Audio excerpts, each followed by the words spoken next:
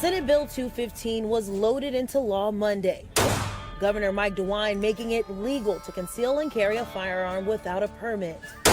Senate Bill 215 also eliminates the requirement for training and promptly notifying police about a concealed gun before asked. Well, the governor is facing a lot of criticism for signing this most recent bill. Those against it feel it will exacerbate gun violence against the vulnerable and even law enforcement, while Second Amendment advocates say similar laws are already being observed in 23 other states with little impact. The Constitution doesn't require a license for any other constitutional right? You don't have to go get a license for free speech. You don't have to go get a license to petition your government. You don't have to get a license for a speedy trial. All of these are constitutional rights, and so is the Second Amendment. What we're trying to do is to allow Ohioans to exercise their constitutional rights without that burden, because no other constitutional right requires you to jump through that many hoops. There's a strong possibility Senate Bill 215 will prompt more mass shootings. Welcome to the SOL podcast. I am your host, The Shake and Bake, coming to you live from 107 Studios here in Columbus, Ohio. We have a very exciting show today. Going to do the roll call. Is Special K here today? I'm here, ready to go. It's early. I know. It's a little earlier than we're used to, but it's all right. We're going to get through it. Is the Iron Man here today? Hey, I'm really excited for a great topic today and a great discussion on this. And I'd just like to say I'm the early riser of this group, apparently, and I'm enjoying this. I was here before you. That has nothing to do with the fact of where I stayed last night. I could have been in the office, but nonetheless, I was here before you. And we have a special guest today. We're really excited to have on the show today Representative Byrd. We're going to get his background in a minute. How are you today, sir? I'm doing well, guys. Good to see you. I'm glad there's some early risers in Columbus. The topic today is one of much discussion as of late, and it involves constitutional carry in Ohio, which specifically was Senate Bill 215. A lot of different thoughts on this, good and bad. As a gun owner myself, as a Second Amendment advocate, certainly like to see that right to be non-infringed, but there are some arguments both ways as to whether or not maybe is this too far? Is it possibly need to be pulled back a bit or restrained? Just a lot of different thoughts. And that's what today's show is all about. And that's why we brought in Representative Byrd to talk to us a little bit about some of the inner workings of not necessarily the bill, but how did we get here? And then to debate some of the thoughts regarding the good and the bad for those who are strongly on the constitutional side and those that might be a little more concerned about the safety aspects of allowing folks to carry guns without some sort of formal training prior to. So tell us a little bit about your background, Representative Byrd. That'd be great. My dad was a teacher, football coach, and he was a football coach at New Richmond High School for a long, long time and ended up coaching for about 50 years. And so we moved to New Richmond because they wanted him to coach football and never have left. Is that right? And never have left. And so very successful, iconic. My dad has been in 5 different Hall of Fames and actually played at the University of Alabama for Bear Bryant. Wow. And was on the 1964 national championship team. Unbelievable. Yeah, that's great. That's pretty cool. And so somehow all of that skipped me. And I enjoyed playing for my dad. But the point is, my dad was the teacher. He was a coach. My mom was a guidance counselor secretary. Heavily involved in the education. Heavily involved. And plus, I couldn't mess up at school without my mom and dad finding out about it very quickly. Oh, that's not good. So tell us how you got into politics from that spot of education. Sure. Appreciate that. You know, you start when you get to the end of your career, you think, what else am I going to do? And you got gas left in the tank and you want to keep working and you want to be productive. And so my retirement date was coming up at the same time as Doug Green's, my predecessor in the House, his term limit. And so as a superintendent, I had the opportunity to talk to Senate President Tom Niehaus, who lived in my district, and talk to him about educational issues that were important to me. I got to talk to Senator Joe Eager. I got to talk to Colonel Danny Bupp, who was representative in our area, and then Doug Green. And so all of these representatives and senators were from my area. And as a superintendent, I would talk to them about educational issues. I was impressed by them and the way that they were able to listen and hopefully affect change. And so that got me interested into how important, and then also as a superintendent, you see how much impact state law, the General Assembly, has on education and how important it is. And so it felt to me, I wasn't aware that there were Gail Mannings in the world, representatives who had been a teacher for a long time. I wasn't aware that there were others that have been teaching. And so, part of the thing that I would talk about when campaigning, we need at least one person who's been in a classroom. We need at least one person who's been in education to be in the General Assembly to represent the point of view of teachers and principals and superintendents. I've been all of those. And so when I get here, I find out, there's a few more that have that experience, but not many. And so after 33 years, I thought, I want to do something different. And I want to get my hands into an area where I can, have an impact on more kids than just locally. Did you say that there's term limits at the state level for representatives? Mm-hmm. Should have you on for another one sometime Term to limits. talk about how we get that at the national we level. We have 8 years. Oh. Yeah, 8 years. Okay. 8 years, whether it's a state representative, whether it's a state senator, whether it's the governor, whether it's a secretary of state.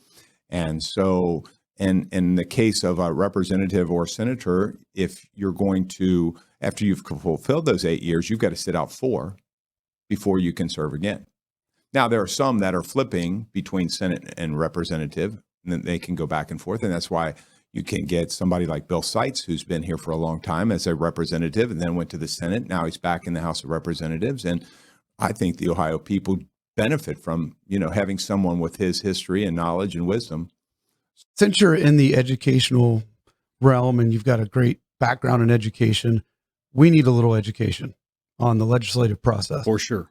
And we thought maybe we could start there before we even get into today's topic and talk about kind of the process in which these bills come up and how they get to the governor to sign, just to, again, appease us a little because we are lacking in that regard. And I think a lot of people out there would like to better understand the process. If you could go through that, we'd really appreciate it. Sure. We all see the cartoon about a bill on Capitol Hill. Schoolhouse Rock. Schoolhouse Rock, yeah.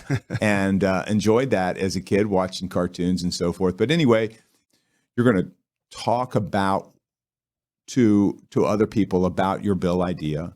Eventually, that's going to get drafted. And you're going to try to then get other members of the House of Representatives to co-sponsor that bill with you. And what does that mean, co-sponsoring? What that means is I'm saying I'm going to vote for this too.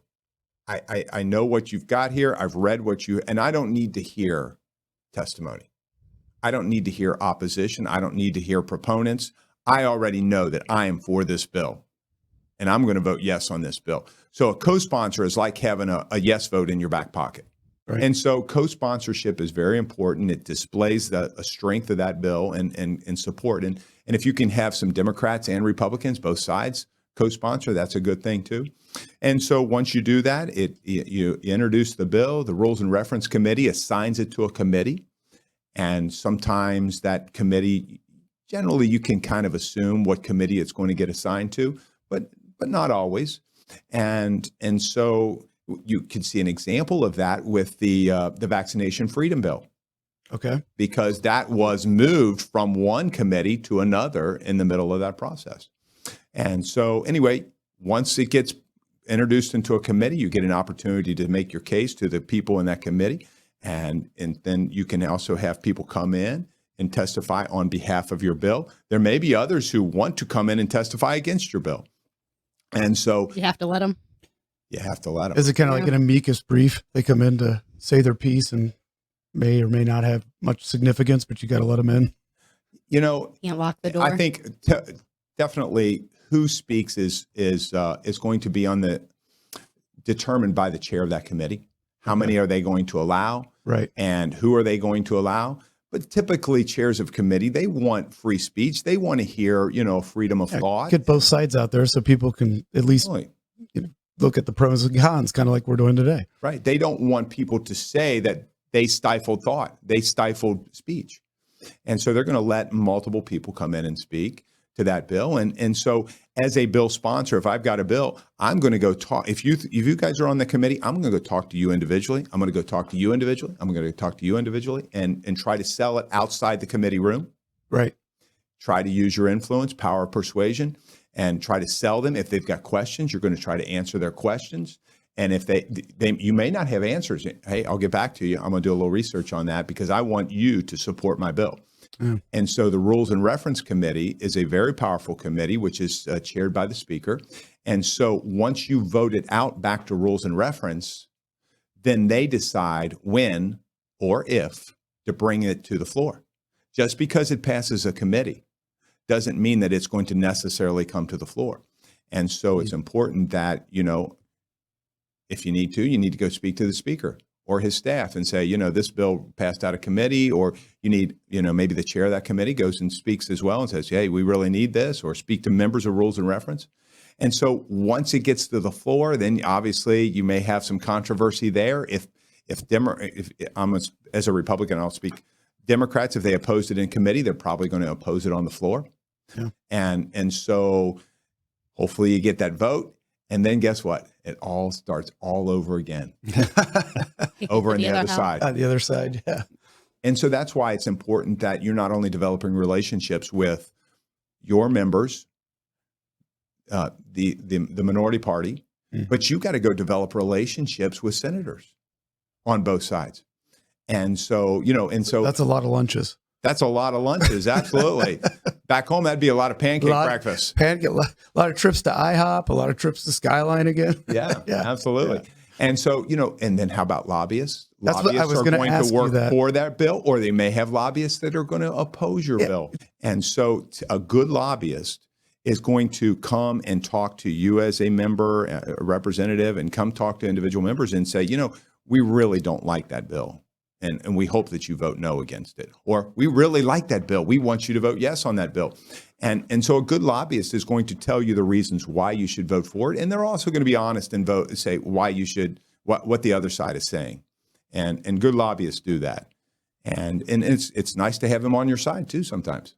And then you need to be talking to the governor's staff. You're not going to, the governor's not going to let me in and talk about a bill that's important to me. Typically, but he's got legislative liaisons. He's got people that represent him with the General Assembly. And so I'm talking to them about my bill and saying, hey, this is the good stuff about my bill. I hope the governor will sign this. I hope you'll talk to him on my behalf. Well, Kelsey did a lot of research on the bill. Tell us a little bit about what the bill is specifically directed towards. Based on news coverage, it seems that the arguments in favor of the law it's removing the red tape that you would need to be able to open carry your firearm. And they say it's lessening the infringements on our Second Amendment rights. And there are no other constitutional rights that you need to have a permit to exercise. So why are we doing that for the Second Amendment? And before the law was in place, you could be legally open carrying your firearm in Ohio. But then as soon as you would put on a jacket or a coat and it covers it up, you are now breaking the law. And I believe it was Senator Johnson who was the sponsor for it. And he said that he didn't think that was very fair. So we changed it. So now you can constitutionally conceal and carry without a permit. And I'll let you guys talk about some of the negative stuff. But my personal opinion, huge fan of the Second Amendment. We think it's so important to have a right to have a firearm and for a lot of different reasons, but this day and age, especially to protect yourself.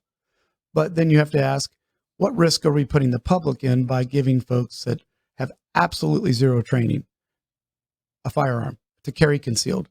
And what does that do? What are some of the implications of that go beyond the person and the safety of the public, but also safety of, say, law enforcement? And how does that play in? So there are some concerns, and that's what we want to kind of pro and con this a little bit.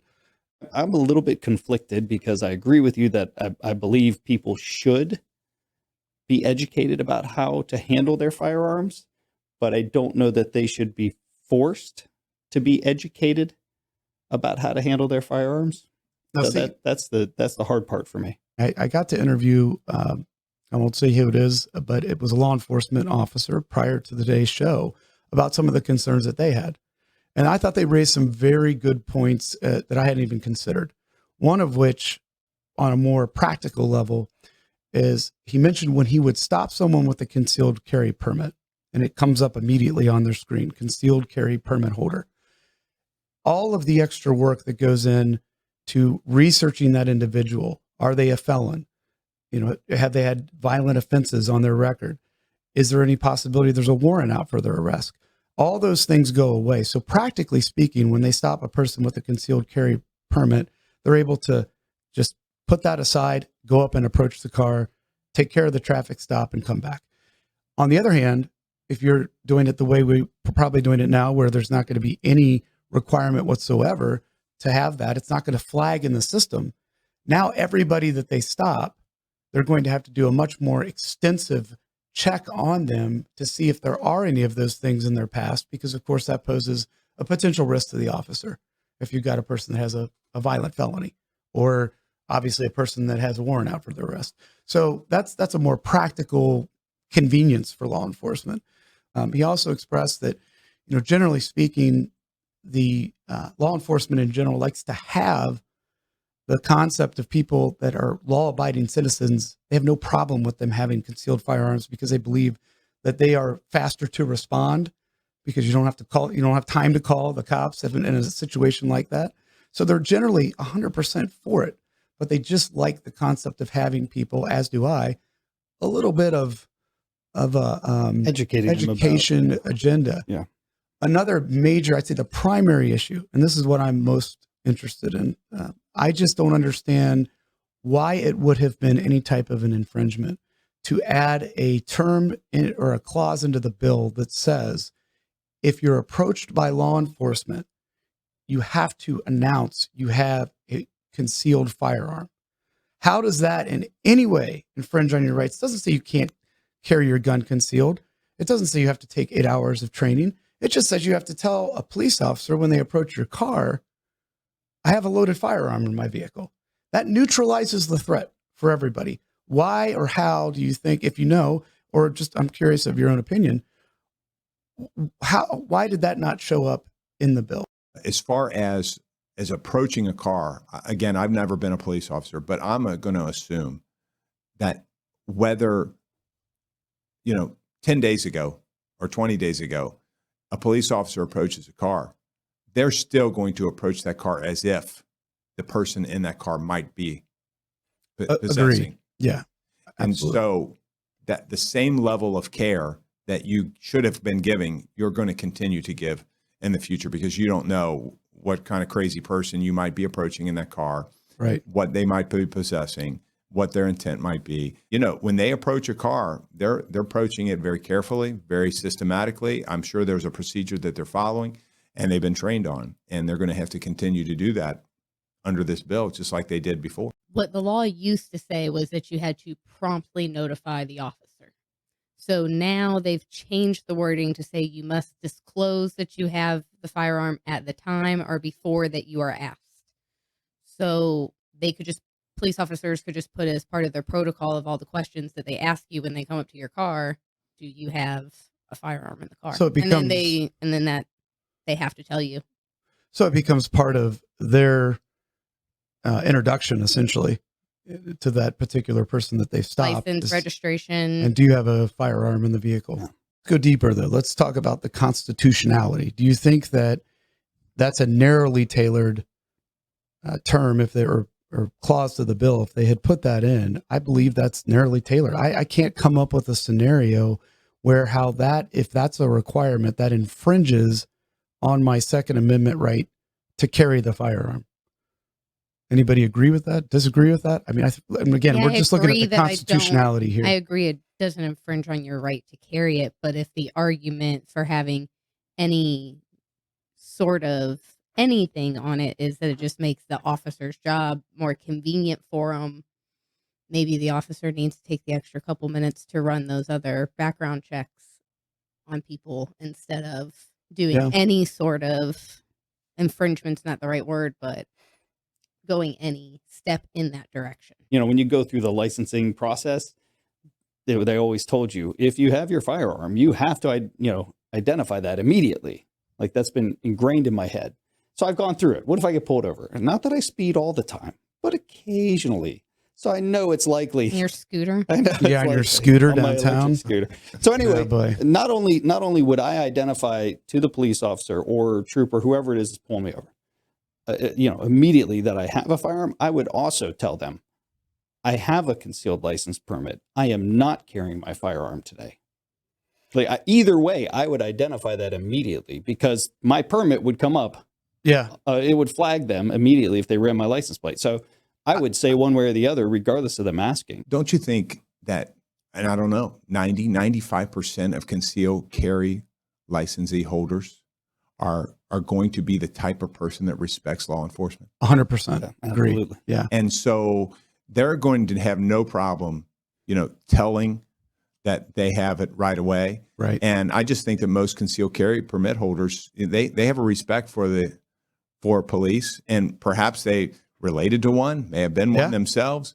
And so, and for a police officer, I think I think part of their training is going to have to be first question. I got a question because, in a representative form of government, I'm really curious in voting for that bill or other bills. How do you take the temperature of your constituents on these items? I represent 2 different counties, so I'm calling my sheriffs. I want to know what they think about this. And they typically have the temperature of not only their sheriff department, but local police agencies. I'm going to talk to the members of the Republican Party in Claremont and Brown County and see what they think about this. I am a member of the Claremont County Republican Party, so I know pretty well without asking what they think about this. I attend all of the Brown County ones. They're great to me. And so, when I am campaigning door to door, I'm having conversations with people about that. Obviously, I'm monitoring my email and phone calls, but, besides phone calls directly back home to my sheriffs, to the members of the Republican Party, besides that, that really is where I'm getting most of my feedback from. So when we hear in any kind of legislative push, call your representative, call your senator, and this is for just your lay people, everyday people in the neighborhood. That's the best way for us to voice that opinion so that you can sort of gauge from your emails, from your voicemails, and the amount of calls. Hey, it seems like 9 out of 10 people or 7 out of 10 people that are calling on this topic believe X. So would you say that in our form of government, that's the best way to let your representatives know exactly how the community feels about a particular topic? Absolutely. And if I'm doing my job, if you email me, I'm going to email you back, and I may call you back if you give me your phone number. And I call back at almost as many as I can. I believe that because you're here today. And Kelsey called you about the show, and there you go. You were very responsive. So thank you. And so the other side effect of that is you start developing a relationship with the politically active people in your community, those who care enough to reach out. And then when you develop that relationship, they just start developing a trust. And many times people, because of coverage in the media, become distrustful of politicians or public servants. And I can overcome that by having good conversations with my neighbors and people in my community. And I try to overcome that negative stereotype about politicians by making those phone calls. And I'm not sure if it's that I don't trust politicians, but the media is definitely a reason why I don't. And a lot of the reporting about the Senate Bill 215 has been pretty disingenuous. Like, whoa. If the reporting has been disingenuous, why does that lead you to trust politicians? Maybe it should lead you to distrust media. oh, I definitely do. That's my number one distrust. Okay. But There's when nobody they- in this room that trusts the at least traditional media forums. less than I do. Yeah. But yeah, with just when they're reporting on then politicians, it's hard to, without getting to talk to them in person, it's hard to know what was your real motivation when the reporting about what goes on in government is ridiculous. But like the dispatch says here that it is now a misdemeanor to lie about if you have a firearm on you to a police officer. And it's not now a misdemeanor. It always was a misdemeanor. And they just dropped it from a first degree to a second degree. Yeah. Yeah. And then it was ABC 6 that says this new bill, Mike DeWine has signed a bill that allows nearly any Ohioan to carry a firearm without training or a permit. And that's pretty disingenuous too, because the law still defines what a qualified person is. Right. If you are not legally allowed to purchase a firearm, then you are not illegal, or You're you're not still legally not allowed to allowed. carry. Yeah. If you were a felon before, You're a felon. you're a felon today, and you still can't buy a right. The news is making it seem like this is going to be the wild, wild west here now in Ohio, when really they're just taking the same laws that anybody was allowed to have under the conceal or the open carry laws, and now you can put on a jacket or have it concealed, and it will be the same. If you look at it as people don't follow laws, so regardless of what this law says or what it does, the ones that don't follow the law anyway, it's not going to make a difference. So there's been a lot of people that have been concealed carrying for a very long time that probably, are not law-abiding citizens to begin with. So this does open up a way for a law-abiding citizen to do it without having to do some of those other qualifications, even though I think my personal opinion is you should.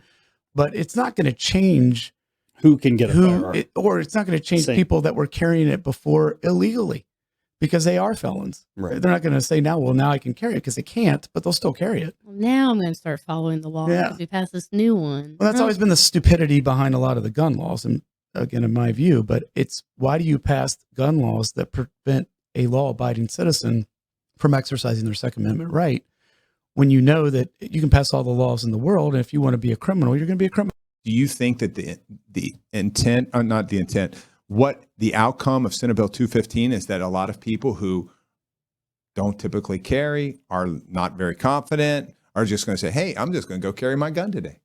I think that a lot of people, not necessarily that fit that model where they are, uneducated about guns, but a lot of people that maybe have some training on guns and have always wanted to carry their pistol, but just never got around to the course, i.e. my dad, who's always said, I'm going to go get that course so I can carry my firearm.